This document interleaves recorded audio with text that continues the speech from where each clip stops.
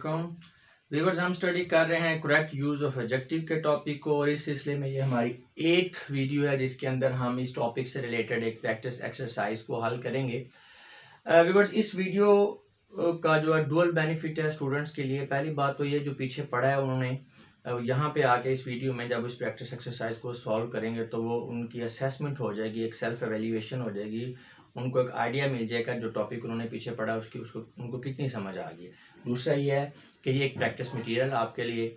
मैंने पहले भी आपको बताया है कि language is a matter of practice. जितनी ज़्यादा आप प्रैक्टिस कर सकें उतना ही आपके लिए बेहतर होगा लैंग्वेज को सीखने के लिए। इसीलिए हमारे चैनल पे पढ़ाने का तरीकाकार भी यही है कि जब हम किसी टॉपिक की थ्योरी को यानी उसके कॉन्सेप्ट को उसके टेक्स्ट को पढ़ाते हैं तो उसके बाद हमारी कोशिश होती है कि हम प्रैक्टिस एक्सरसाइज को सॉल्व करवाएं उससे, ताकि स्टूडेंट्स की सेल्फ एवेल्यूएशन भी हो जाए और उनको प्रैक्टिस का मौका भी मिल जाए।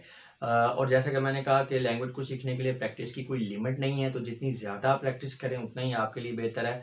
तो उसमें अब ऐसे है कि मेरी कोशिश तो होती है कि मैक्सिमम स्टूडेंट्स को प्रैक्टिस मटेरियल अवेलेबल किया जाए, लेकिन चूँकि यहाँ पे हमने थ्योरी का पढ़ाना होता है, टॉपिक्स को समझाना भी होता है, तो बहुत ज़्यादा हम प्रैक्टिस का मटेरियल ही प्रोवाइड नहीं कर सकते। लेकिन उसका मेरे पास हल है, वो ये है कि चंद बुक्स मैं आपको रिकमेंड कर रहा हूँ। हर वीडियो के आखिर में एक बुक्स की लिस्ट दी गई है। इन तमाम बुक्स के अंदर टॉपिक वाइज प्रैक्टिस एक्सरसाइजेज मौजूद हैं। तो आप अगर मज़ीद प्रैक्टिस करना चाहते हैं यहाँ पे दी गई एक्सरसाइजेज के अलावा, तो आप इन बुक्स को कंसल्ट कर सकते हैं। इन बुक्स को कंसल्ट करने के हवाले से मैं आपको एक बात बता दूँ, आपने हमेशा याद रखना है, सिर्फ ये इंग्लिश की बात ही नहीं कर रहा, कोई और भी सब्जेक्ट की तैयारी कर रहे हैं तो एक ही बार में बहुत सारी बुक्स जो हैं उनका अंबार नहीं लगा लेना। एक वक्त में आप एक दो बुक्स को ही कंसल्ट करेंगे। जब आप उनको कवर कर लें और आप ज़रूर समझें कि अभी मज़ीद आपको प्रैक्टिस की ज़रूरत है, तो आप नई बुक्स को परचेज़ कर लें।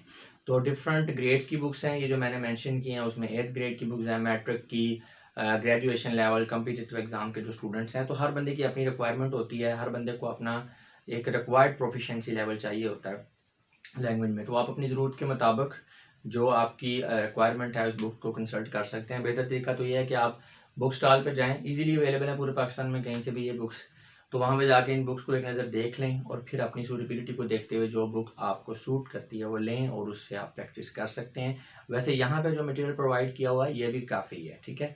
तो अगर आप ये भी कर लेंगे तो शॉर्ट टाइम है आपके पास एग्ज़ाम की प्रिपरेशन के लिए, तो आप यही प्रैक्टिस एक्सरसाइज कर लेते हैं तो ये भी एनफ है। हमने अ लिटल, दी लिटल और लिटिल के टॉपिक पे इससे पहले एक वीडियो बनाई है, और फ्यू, अ फ्यू और द फ्यू, ये जो एडजेक्टिव्स हैं इनके यूज़ के ऊपर एक अलग सी वीडियो बनाई। यानी इनसे इस वीडियो से पहले दो वीडियोस जो हैं उसमें एक ये है लास्ट वीडियो और उससे पहले एक ये वीडियो है। तो अब ये उन्हीं वीडियो का आप कह लें सीक्वल है। आपके लिए ये एक एक्सरसाइज है जिसमें आपको पता चलेगा कि इन दो वीडियोस में आपने क्या सीखा है। और अगर आपको इनका कॉन्सेप्ट नहीं पता, little, a little, the little का, few, a few, the few का, कि ये कहाँ पे और कैसे यूज़ होने हैं एडजेक्टिव, तो आपको इस एक्सरसाइज को करने का कोई फ़ायदा नहीं होगा। लिहाजा पहले आप इन वीडियोस को करें, इनके कॉन्सेप्ट को समझें, फिर आप इस एक्सरसाइज को सॉल्व करें। इन वीडियो के लिंक्स जो है नीचे डिस्क्रिप्शन में दे दिए गए हैं। अच्छा जी, अब आपने इस एक्सरसाइज को सॉल्व कैसे करना है, 20 इसके अंदर ब्लैंक्स वाले सेंटेंसेस हैं, आपने इन ब्लैंक्स को फिल करना है। दो कैटेगरीज हैं क्वेश्चन की। पहले 5 जो क्वेश्चंस हैं उसमें अ लिटिल और डी लिटिल में से एक आपने जो है लेके उसको आपने ब्लैंक को फिल करना है। और जो नेक्स्ट जो है नंबर 6 से 20 तक की जो सेंटेंसेस हैं उनमें आपने ब्लैंक्स को फिल करना है। उसमें आप फ्यू लगाएंगे या दी फ्यू लगाएंगे। तो इस तरह से आपने 20 क्वेश्चन को सॉल्व करना है। यहाँ पे आंसर्स भी दिए गए हैं। आंसर्स को आपने पहले नहीं देखना, आपने वीडियो का स्क्रीनशॉट ले लेना है। स्क्रीनशॉट लेने का मैंने मौका दिया हुआ है, स्टार्ट में ही पहले बॉडी दिखाया जाता है, स्क्रीनशॉट ले लें। उसके बाद आंसर्स को छुपा लें किसी चीज़ से। आपने इन सेंटेंस को रीड करते हुए अपनी नोटबुक के ऊपर इनके आंसर लिख लें। फिर आपने दिए गए आंसर्स को यहाँ पे दिए गए आंसर्स के साथ मैच कर लें। अगर तो आपकी एक आधी गलती हो रही है तो इसका मतलब है आपको इस टॉपिक की समझ आ गई है, आप आगे मूव कर सकते हैं नेक्स्ट टॉपिक्स की तरफ। लेकिन अगर आपकी गलतियाँ ज़्यादा हो रही हैं तो इसका मतलब है आपको अभी मज़ीद इस टॉपिक को समझने की ज़रूरत है।